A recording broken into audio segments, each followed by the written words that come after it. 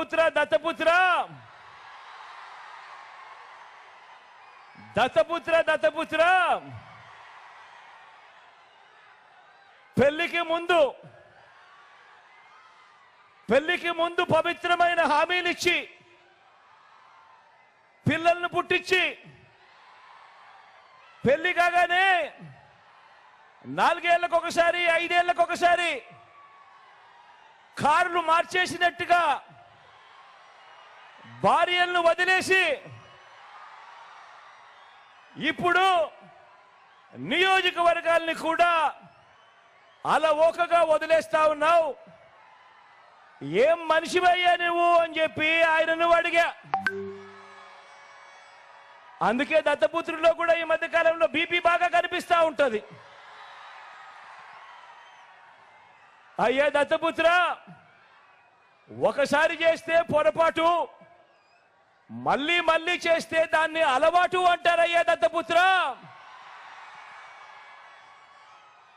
పవిత్రమైన సాంప్రదాయాన్ని నడి రోడ్డు మీదకి తీసుకురావడము, ఆడవాళ్ళ జీవితాలను చులకనగా చూపించడము ఘోరమైన తప్పు కాదా అని అడుగుతా ఉన్నాను. ఇది నేను అడిగితే తప్పు అట.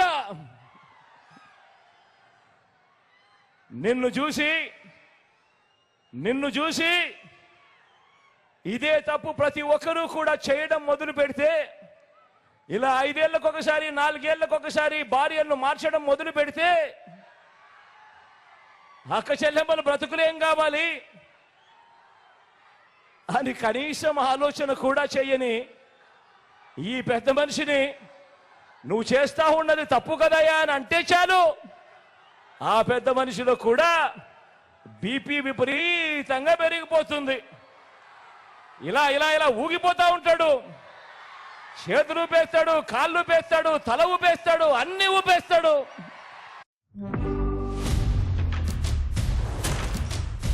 ఇవి టాయ్స్ కాదురా, చేతబడి సామాన్లు. బ్లాక్ ఆయన బీపీని అసలు తట్టుకోలేము.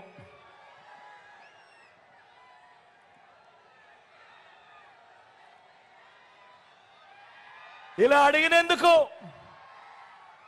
అడిగినందుకు చంద్రబాబుకు కోపం, ఇలా అడిగినందుకు దత్తపుత్రుడికి కోపం, ఇలా అడిగినందుకు చంద్రబాబు వదిన గారికి కూడా కోపం. బాబు ఇతరత్ర భజంత్రీలకు కూడా పిచ్చి కోపం. వీళ్ళంతా కూడా ఊగిపోతా ఉంటారు. ఎప్పుడైనా మీరే కనిపిస్తా ఉంటారు.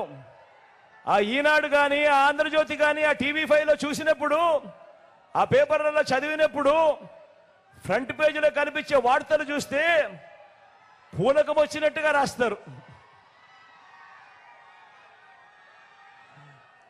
ఈ వర్గాలన్నింటినీ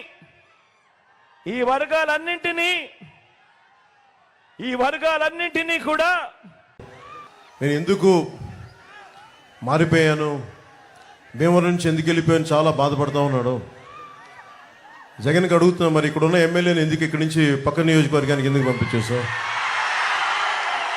70 నియోజకవర్గాలకు సంబంధించిన ఎమ్మెల్యేలు ఎందుకు మార్చావు? నోరు ఉంది కదా అని చెప్పి ఇష్టం వచ్చినట్టు మాట్లాడకు. జగన్కి ఒకటే చెప్పదలుచుకున్నావు, నువ్వు మాట్లాడితే క్లాస్ వార్ అని మాట్లాడుతూ ఉన్నావు. మీకు తెలుసు కదమ్మా క్లాస్ వార్ అంటే. ఇక్కడ ఉన్న ఆడపడుచులందరికీ, పెద్దలందరికీ, యువకులందరికీ చెప్తా ఉన్నా, క్లాస్ వార్ అంటే ఏంటి? డబ్బున్నోడు పేదవాడిని దోచుకోవటం. ఎవరిని దోచుకున్నారు? జగన్ పేదవాళ్ళని దోచుకున్నారా, మేము పేదలకు అండగా నిలబడ్డామో మీరే ఒకసారి ఆలోచించుకోండి. జగన్ క్లాస్ వార్ అని చెప్పే వ్యక్తి ముఖ్యంగా రాగానే పొట్టగొట్టింది 337 కోట్ల రూపాయలు జాతీయ ఉపాధి హామీ పథకం కింద ఆ నిధుల్ని దారి మళ్లించేశాడు. కేవలం 6.22 కోట్ల మట్టుకే ఖర్చు పెట్టాడు. ఇది కేంద్ర ప్రభుత్వం ఒక లోక్సభలో అడిగిన ప్రశ్నకి సమాధానం. అలాగే ఇది రూరల్ డెవలప్మెంట్ సాధ్వి నిరంజన్ గారు ఒక ప్రశ్న అడిగితే చెప్పింది, ఆవిడ అంది అత్యంత జాతీయ ఉపాధి హామీ పథకం కింద అత్యంత అవకతవకలున్న రాష్ట్రం ఇదే అని చెప్పి జగన్ ముఖ్యమంత్రిగా ఉన్న ఈ రాష్ట్రంలో జరిగిందని సాధ్వి నిరంజన్ గారు చెప్పారు, బీజేపీ మినిస్టర్. అలాగే నెలకి పోలీసులకి మన మధ్యన ఎక్కడికి వెళ్ళినా నాకు పోలీసుల నుంచి నివేదికలు లెటర్స్ ఇస్తూ ఉంటారు. టీఏలు కానీ డిఏలు కానీ వాళ్ళకి సకాలంలో జీతాలు కానీ వాళ్ళకి వారంకోసారి సెలవు ఇస్తానని చెప్పి అది కూడా ఈరోజు దాకా మాట్లాడిన వ్యక్తి.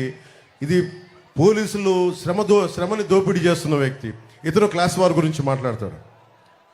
అలాగే ముఖ్యంగా మనకి పెడననగానే గుర్తుకొచ్చేది మత్స్యకారులు. అత్యంత మంచి తీర ప్రాంతం ఉన్నది. అలాంటి చోట్ల మత్స్యకార యువతకి మత్స్యకారులకి ఏ మాత్రం ఉపాధి కల్పించలేకపోయాడు. పైహెచ్చు ఉపాధి కల్పించకుండా GO 217 అని చెప్పి ఈ రోజున మత్స్యకారులు పొట్టగొట్టడానికి ఇన్లాండ్ ఫిషర్మెన్ అందరికీ దెబ్బ కొట్టడానికి ప్రయత్నిస్తే జనసేన ముందుకొచ్చి ఆ GO 217ని మన నర్సపూర్లో చించేసాం. దాన్ని ఏ మాత్రం ఖాతరు చేయకూడదు. అలాగే భవన నిర్మాణ కార్మికుల సంక్షేమ నిధి 450 కోట్ల రూపాయలు, దాదాపు 30 నుంచి 40 లక్షల మంది భవన నిర్మాణ కార్మికుల సంక్షేమ నిధిని దారి మళ్లించి దోపిడీ చేసిన వ్యక్తి. 900 చేనేత సంఘాలకి 80 లక్షల నుంచి ₹1 కోటి దాకా ఆప్కో నుంచి రావాల్సిన నిధుల్ని రానివ్వకుండా చేసిన వ్యక్తి.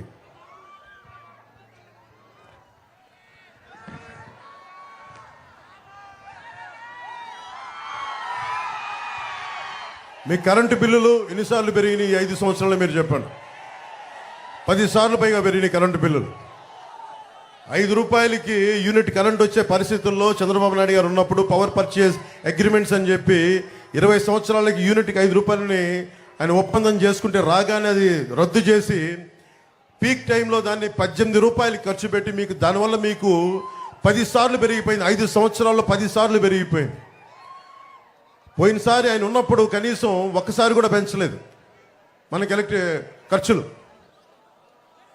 టీడీపీ ఉన్నప్పుడు కనీసం ఒక్కసారి కూడా ఖర్చులు పెంచలే.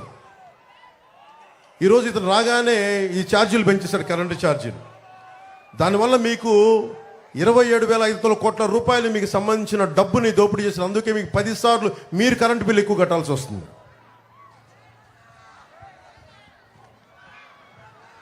ఇక్కడ ఎమ్మెల్యే దోపిడీ నేను పోయినసారి జనవాణి కార్యక్రమానికి వచ్చినప్పుడు అతని పేరు మీకేంటో తెలుసు. అతను స్థానిక ఎమ్మెల్యే. అతని గురించి నాకు ఒకటే చెప్పారు జనవాణిలో. పాస్బుక్ కావాలంటే ₹10,000 ఇవ్వాలంట, కొత్త పాస్బుక్ కావాలంటే. చేపల చెరువు తవ్వుకోవాలంటే ₹1.5 లక్ష లంచం ఇవ్వాలి. చేపల దాణా షాప్ పెట్టాలంటే ₹2-3 లక్షల ఇవ్వాలి. మోటార్ కూడా ఆయన చెప్పిన షాపుల్లోనే కొనాలి. ఎమ్మెల్యే కనీసం మన పెడలకి డ్రైనేజ్ చేయలేకపోయాడు, కానీ నోటిని డ్రైనేజ్గా వాడుకునే వాడికి డ్రైనేజ్ ఏం క్రియేట్ చేయగలడు? పేకాట క్లబ్బులు నడిపేవాడు.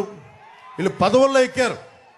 పదవులు ఉన్నది పనులు చేయడానికి, కానీ పేకాట క్లబ్బులు నడపడానికి కాదు. చాలా బాధ కలిగింది.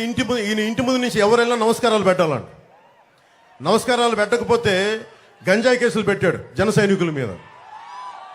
మట్టి మాఫియా కోసం ఫిర్యాదు చేస్తే ఇక్కడ పెడన యువత వాళ్ళని చెట్టు కట్టి కొట్టాడు ఈ వ్యక్తి. నా దగ్గరికి జనవాణికి చనిపోయిన ఒక జడ్జి తల్లి నా ఆస్తిని అతను అనుచరులు దోచేసుకున్నారు, నాకు అండగా ఉండంటే నాకు నిజంగా నిస్సహాయత బాధేసింది. జడ్జిలకు కూడా ఈ రాష్ట్రంలో భయభ్రాంతులను చేస్తున్నారు, జడ్జి కుటుంబాలకు కూడా. చివరికి మున్సిపల్ వర్కర్స్ని కూడా హెరాస్ చేస్తూ ఉన్నారు, ఇబ్బంది పెడతా ఉన్నారు మున్సిపల్ వర్కర్స్ని కూడా.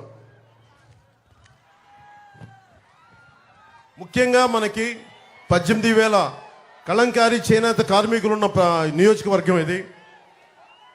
నేను ఈ నియోజకవర్గంలో తిరిగి దాని గురించి ఇన్ఫర్మేషన్ వస్తామంటే పద్మనాభంగా భార్య నాగలీలావతి, వీళ్ళిద్దరు ఒక బిడ్డ,